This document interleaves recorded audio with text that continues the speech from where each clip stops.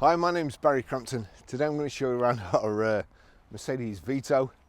Then I'll take you for a ride in it, but first I'll tell you a little bit more about it. It's a 1.6 111 CDI L1 EU5 2015 on a 15 plate.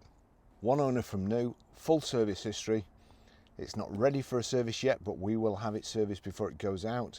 It's MOT'd till the 20th of the 7th 2021, and it's done 82,441 miles.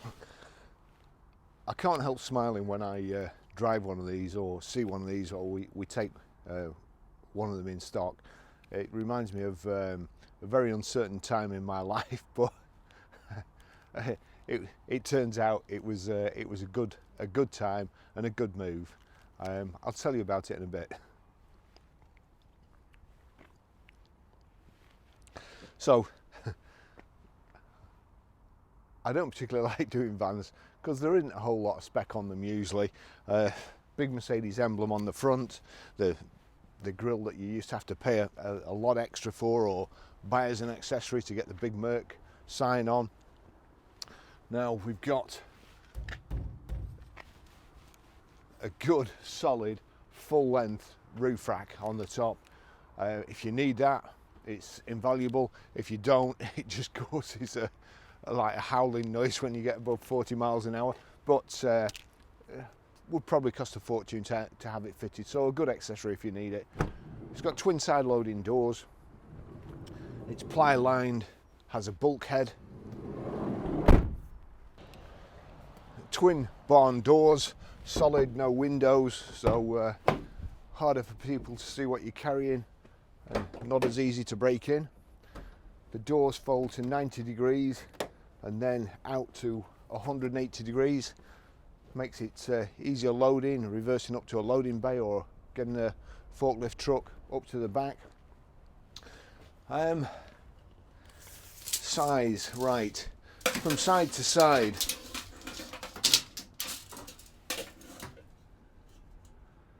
That's 65 inches.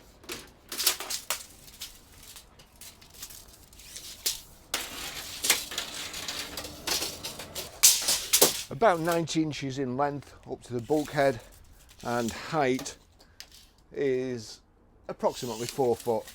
So just at the moment with this pandemic, we're selling vans like they're going out of fashion. Everybody seems to be a delivery driver for Amazon and so on. So a real handy van, well looked after. It's got a proper full-size spare wheel fastened to the side there, and we've also got a tow bar.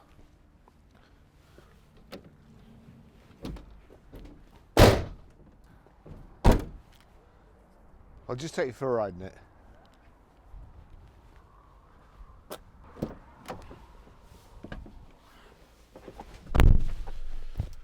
So we've got the Mercedes-Benz keys there. You'll see there's no blade, it's a transponder, although there is a blade there if you're foolproof, obviously. So if you push that little tag up, just in case you do get locked out for any reason, you've got a blade there. So back in there, foot on the clutch, into the ignition, making hard work of it today. It's bench seat. Great vans, I've got to say. As I was saying before, I got to use one of these for about 3 months, and I was quite happy with it, to be honest. What can I tell you about it? So this one has got, if I turn that on, it might start playing music, so I'll turn it down. It's got the map pilot. If you click on Shared Strike's birthday. Yes, it has started playing music, and even though I turn it down, it's one of these clutch things. The faster you turn, the less it actually works. So there's the map pilot. I'll show you how to set that. It's got Bluetooth hands-free. It's also got Bluetooth audio streaming, and again, I'll show you how to pair and delete a mobile in a short while when we've done the test drive. We do these test drives just to make sure that everything's all right. This has got a full service history, which phone's here. Let's just see if I can bring it up. Here we go. Right. So, 22nd of the 9th, 2016, at 25,756 miles. That was, I can't read it, Roanza Mercedes Liverpool, on the 4th of the 4th, 2018 at 49,807 miles, Roanza Mercedes Liverpool. 4th of the 2nd, 2020 at 65,057 miles, Roanza Mercedes Liverpool. And even though it's showing it doesn't need servicing for a good few thousand miles, we'll service it before it goes out, and it's got a long MOT. So if I had a complaint about Mercedes-Benz, especially, well, only the manual, because you very seldom use the parking brake, but it's a foot brake there. The foot brakes, you've effectively got 4 pedals at the side of the clutch. There's another pedal there, and it's okay, you get used to it. But for instance, if you're on a hill, then it's difficult, whereas with a handbrake you could just let it off. But having said that, electronic brakes these days, electronic handbrakes, unless they've got hill hold, you do exactly the same. So when you're just at the lights, you can put your foot on the brake, let the handbrake off, and then just let the brake come up underneath your foot. Alternatively, if you're on a hill and you pull it, that's it. It comes off with a bang. But anyway, it stops you. It works. Phone controls on the right hand side, audio controls, and also here your trip computer. You can work from this side. That goes back, so it's done 82,448 miles now. We'll just get going. As I say, we do these drives a couple of reasons: to show the customers the vehicle is in stock, it is working, it is pretty clean, and this is very clean for a van. And also we use it at the same time to do a test, to make sure we do a 10-mile test drive in it, get all the coolant and the oil up to working temperature, and then make sure there's no leaks afterwards. But I can't smell anything inside, like, you know, the heating system. There's a heater radiator inside the car, and sometimes if you can smell coolant inside the vehicle, it's the heater radiator. Antifreeze is thinner than water, so if there's a slight leak on your system, the antifreeze leaks out, just leaving the water, and the next thing you know, in weather like this, even though your coolant level light isn't on, your vehicle's frozen up, and in extreme cases it can ruin your engine.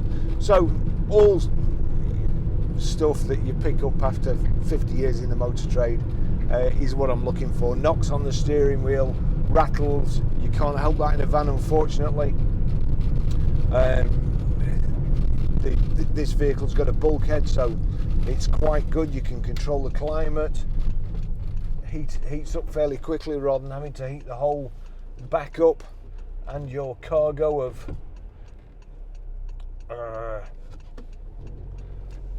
whatever it is, ice cubes. So there's not a whole lot to talk about. 2 barn doors at the back, solid doors, no glass in them. More difficult to break in. Nobody can see what you're carrying, whether there are or aren't any pies left in the van overnight, as I've seen a couple of stickers on commercial vehicles. The solid roof rack on the top there, the real well-made substantial roof rack. You will be able to hear it's howling now. We're doing 60, and again, in this day and age, climate warming and so on, I don't understand why whoever makes roof racks don't just make a spoiler to let the air flow over it easier, you do a lot more miles per gallon, and it won't be as annoying or tiring to the driver. But they don't, and it does. So if you don't need a roof rack, first thing to do is take it off. And if you do, probably, if it's loaded all the time, you've got ladders on and what have you, the aerodynamics wouldn't be ideal anyway. Right, so as we're going on, rather than just listen to silence and the roof rack,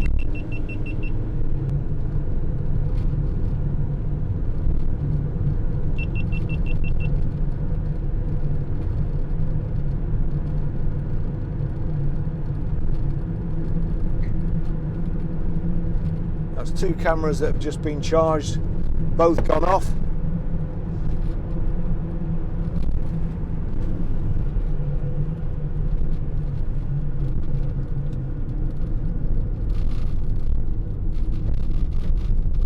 Nice old Merc there, talking about Mercedes-Benz. So we'll just flip that back on, hopefully it'll come back on, but it hasn't done.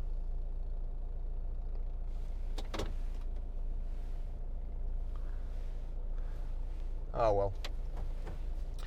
So I used to work for a firm where after 6 months I was the longest serving member of the sales team. They were horrible people to work for, horrible people that owned it. However, I was promoted to sales manager and built up quite a successful team. Shortly afterwards, I won Sales Manager of the Year for Mercedes-Benz.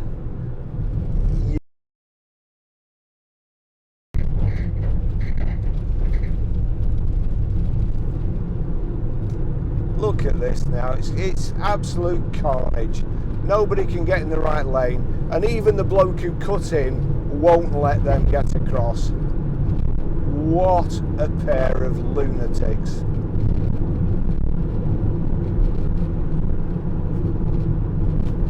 What can I say? I've seen it all today.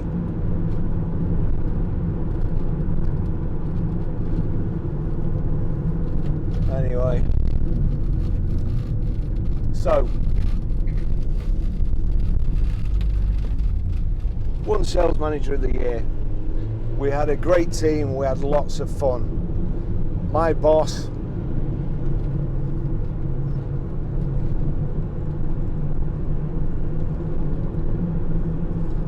I don't know what to say about him, but the people that owned it, as I say, they were horrible, and they used to demotivate you like I don't know what, and it was basically firefighting every day, trying to keep everybody's morale up. I've always been one of the lads, never a boss, even though most of my sales career I've been a boss. And it was unbelievable. Anyway, we had a meeting, we needed a new salesman, and the thing with the motor trade is everybody knows everybody else, and it soon gets round that the people you work for are horrible. And they cheat you out of money, which they did. They change your targets all the time. One of my targets, I beat the target, and after the target had finished,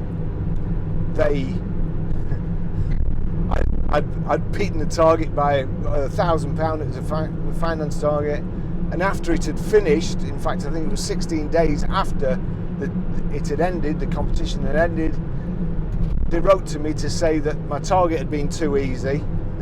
They'd put it up, I'd missed my new target by £1,600, and then they sent me a nasty letter for missing my target. Honestly, I kid you not, it was that sort of firm. But to be fair, we had a sales meeting every morning with the lads, and we used to laugh our socks off at them. They were incredible. So we needed another salesman. The boss put an advert in the paper. We interviewed lots of candidates, and each one we offered the job to in the end said, "Oh, I've been asking around about you, and apparently the firm you work for is horrible." To which I said, "Yes, they are, but I'll look after you. If you come on board, I'll make sure you're all right." And eventually we got a good lad. We had a meeting shortly afterwards. They'd reduced our commission base again by a lot of money. For me personally, it meant tens of thousands of pounds, to which you can imagine I wasn't happy. We had a meeting, the lads weren't happy. They'd no longer allowed to use the cars that I wanted them to use, which was a range of Mercedes-Benz, and I used to incentivise them by giving them the best salesman got the best car, and so on. And it wasn't as good as my car, but it was a good one. Anyway, we all had to use A-classes, or the sales lads had to use A-classes, and they didn't like it. They'd rather have a better car than money. So we had a meeting, a crisis meeting, and I said to the boss that, you know, the lads aren't happy, and he said, well, if they don't like it, they know where the door is. There's plenty more people who want to come to work for us. And I said, you think so, do you? Well, try and get someone, because I've just had about 5 people. Anyway, it went from bad to worse. I actually wrote about it. It was so funny and became such a battle of wits that I actually wrote about it. And but from the moment I opened my mouth, I knew that was the end for me, and my days were numbered. So I went downstairs, I registered a Vito van. My company car was costing me something like, I think from memory, I think it was £583 a month in company car tax. It was an E-Class with absolutely everything on, because we needed to demonstrate these accessories to customers when they asked about them. Sat-nav had only just come out, so nobody knew what it was, and mini discs and all that. So, but you think, oh, right, well, that's great, you know, you had the use of the car, you should pay for it. But to be honest, I never went out in it, so I was frightened to death of getting it vandalised. So it was either parked up my drive at home or outside the garage at work, and costing me 500 quid. So company car tax on a van at the time was £500 a year, that was it. And I knew I needed to save money fast. So for 3 months, until the inevitable happened, I drove around in a Vito, and I've got to be honest, it's no great hardship. They drive great, nice and easy to drive, the same driving position as a kind of a 4-wheel drive, high up off the road, super vehicles. And plus the fact that you can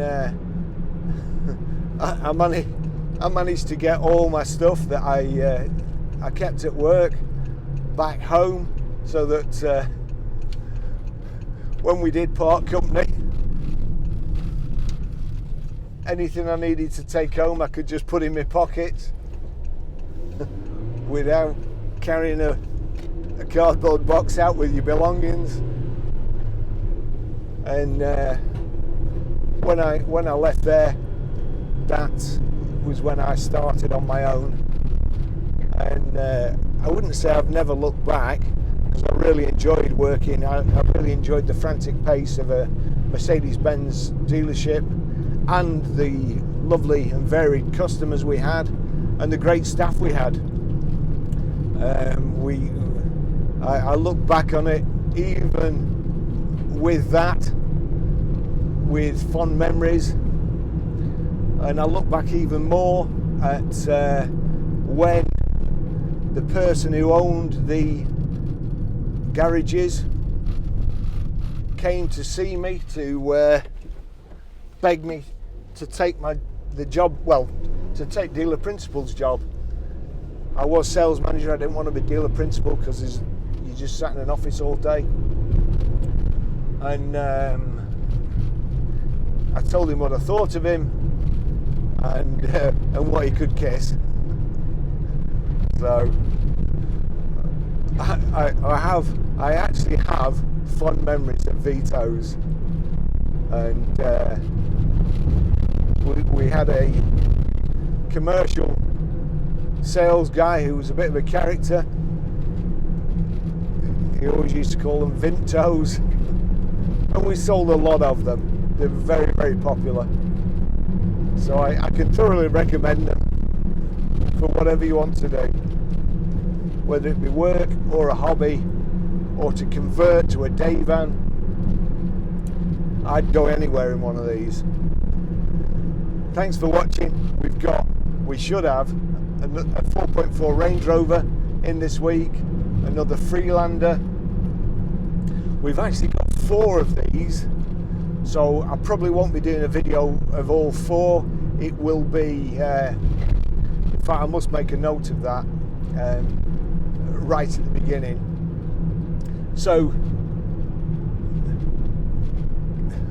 this is, I'll tell you in a minute. So well, I'll finish the test drive there. Thank you for watching. Wish you a happy new year, a happy 2021, and hope to see a lot more of you this year.